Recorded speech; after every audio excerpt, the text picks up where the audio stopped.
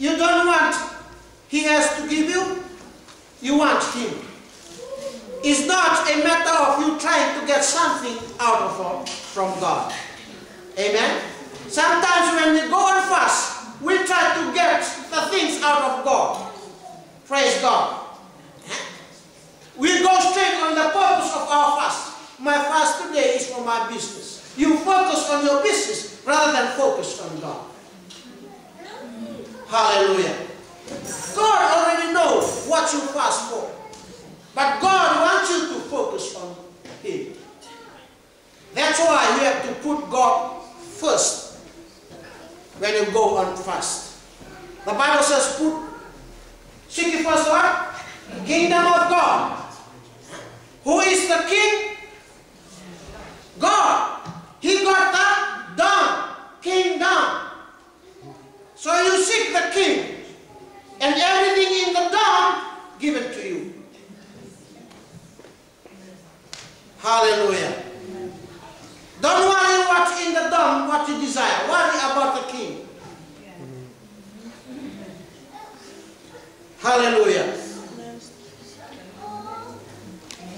It's not a matter of you trying to get something from God. It's a matter of you trying to get to God. That's because when you find God Himself, you will discover that everything you need comes from Him. Praise God. Amen. When you put the king first, the king will open his hand to you. Here, have it. Praise God. Amen. Third one, creating an environment of prayer. Third characteristic, creating an environment of prayer. Fasting is a time to foster a sensitive environment for the walking prayer. Amen. Hallelujah. Third, fasting is a time to foster a sensitive environment for walking prayer. When you read about fasting in the Bible, it always has the word prayer coupled with it. Amen. Sometimes we just go out fasting without praying. I don't want to eat the food. So you just wait for 6 o'clock to be over. From 6 to 6, you go without food, no prayer. Fasting is accompanied with prayer. Praise God. Amen. Because prayer is the communication between earthly and the heavenlies. Praise God. Amen. Without prayer, you cannot get onto heaven, the realm of God.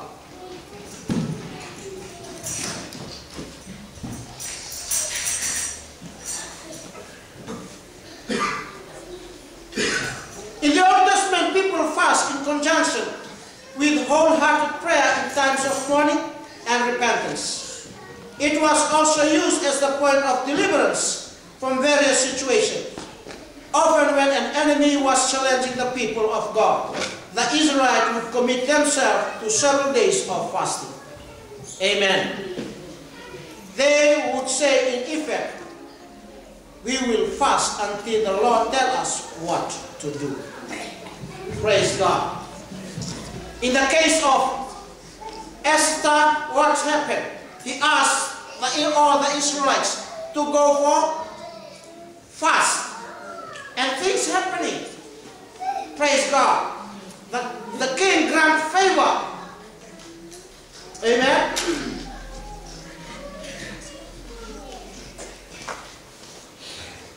Why? Because they created an environment of fasting and walking prayer. The Lord would respond and give them a strategy, and they would win the battle. Therefore, fasting adds to our prayer the environment for God to work. It enables us to see the fulfillments of God's will and purpose for us as individuals, as the body of Christ. Praise God. Amen. The fourth one, interceding for others. Sometimes we are so selfish. Praise God. When we go into prayer, we are so selfish. We don't pray for others. We just go direct to God, asking God for what we want. Amen. Here, what I've learned, we should intercede for others. Fasting is a form of intercession for others. In the majority case in the Bible, when any person or people fasted, it was on behalf of the needs of others, whether it was a national problem or a family situation. They fast to bring God into their circumstances. Amen. I believe those who fast also benefit from their obedience in fasting. However, the main purpose for fasting is to benefit others. Hallelujah. Amen. Benefit others.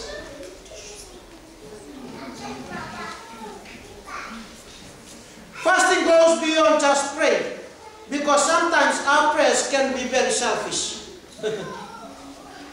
We often pray only for our own wants and needs. Fasting takes prayer into a completely different realms. Amen? Yes, sometimes we are so selfish. Oh Lord, I pray that you're gonna give me financial breakthrough. Lord, I pray that you're gonna take me to another level of anointing.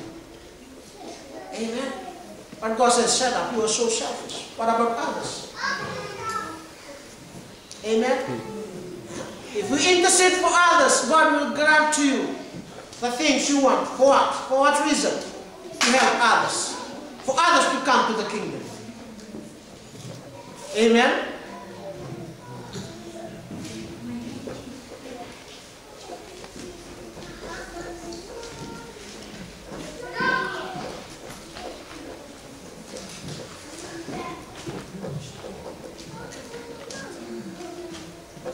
For example, when Jesus was about to begin his ministry, the price he had to pay for 40 days and nights of fasting in Luke chapter 4, 1 and 2. Let's somebody reads Luke chapter 4, 1 and 2.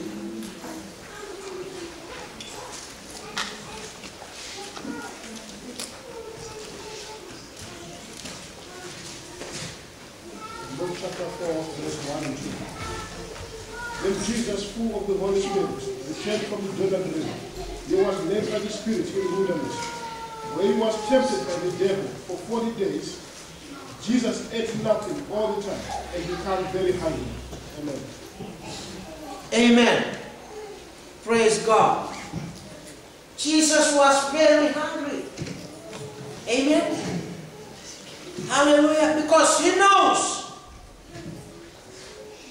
he didn't come to this world for himself. He came to this world because of you and me. That's why he prepared his life for 40 days, because God knows that the journey our Lord will travel is not easy. Praise God. Amen. He didn't come for his own. He came for you and me. Praise God. He wanted to pay all our debts. Praise God. He came so that we can have life, and life in the fullness. Praise God. Amen. You see, when Jesus began his ministry was so powerful because what? He interceded for you and me. Praise God. Amen. Hallelujah. Let's stop there for a moment and we're going to continue the next week. Amen.